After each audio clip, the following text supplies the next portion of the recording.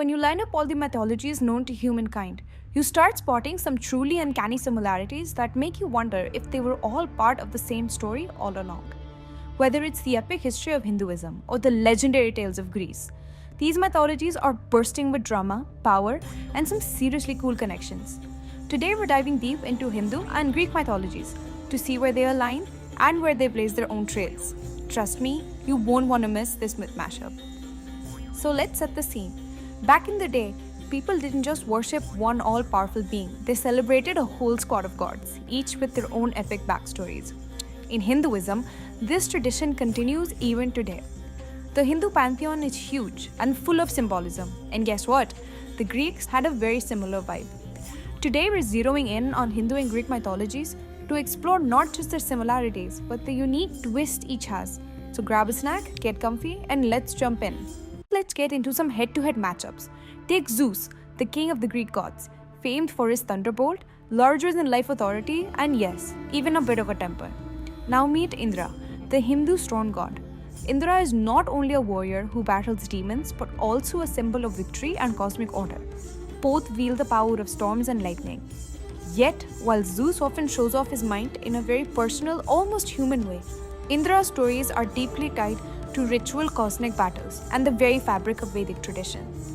Now switching gears to the afterlife, Hades rules a shadowy, almost eternal realm where souls reside, often seen as a final destination. In contrast, Yama in Hinduism isn't just the ruler of the dead, he is part of a grand cycle of karma and rebirth. While Hades' realm of the dead is often depicted as a final, unchanging resting place, Yama's domain is all about the endless cycle of life, death, and renewal. So what do you think? Have I missed something about Hades' underworld? Let me know in the comments. Now let's talk goddesses.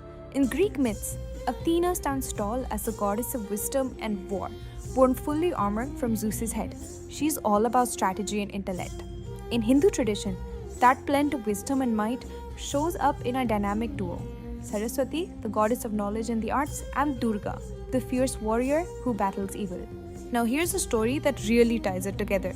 In Greek lore, Aphrodite famously emerges from sea foam, a mesmerizing birth from the ocean's magic. In Hinduism, we get the epic tale of Samudra Manthan, the churning of the ocean of milk by gods and demons. Out of that cosmic churn, a radiant Lakshmi rises, symbolizing wealth, prosperity, and beauty. These stories show us how both cultures cherish the power of the feminine divine, even if they told the stories in different ways. Let's not forget the god of wars, who set the stage for epic battles. In Hindu tales, Kartikeya is known for his youthful energy and strategic genius. Meanwhile, the Greeks gave us Ares, who's all about raw, unfiltered combat and intense passion.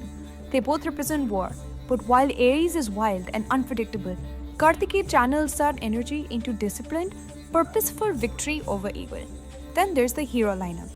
Hercules, the ultimate strongman of Greek mythology with his 12 daunting labors, and Arjun from the Mahabharata, the legendary archer who fights not just external enemies but also his own inner dilemmas.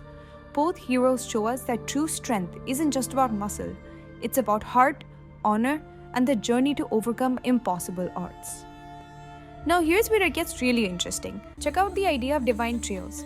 In Hinduism, there is a Trimurti, Brahma the creator, Vishnu the preserver, and Mahesh the destroyer. Together they represent the cycle of creation, maintenance, and transformation. Now look at Greek mythology. Zeus rules the sky, Poseidon the seas, and Hades the underworld.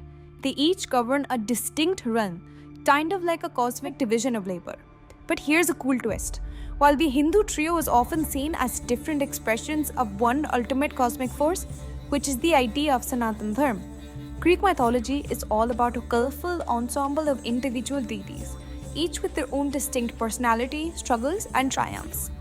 This isn't just a difference in storytelling, it reflects a whole different worldview. Hindus see the divine as one unifying, ever-present force, while the Greeks reveled in exploring gods with distinct human traits. That contrast is what makes both traditions so captivating.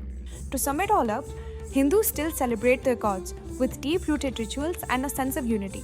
Meanwhile, Greek mythology, well, that's mostly history now. In modern Greece, the old gods aren't worshipped like they once were. Instead, the culture has largely embraced Christianity, where people focus on one all-powerful figure. Yet, even if the Greeks no longer like incense for Zeus or Athena, the epic stories of those gods still echo through time.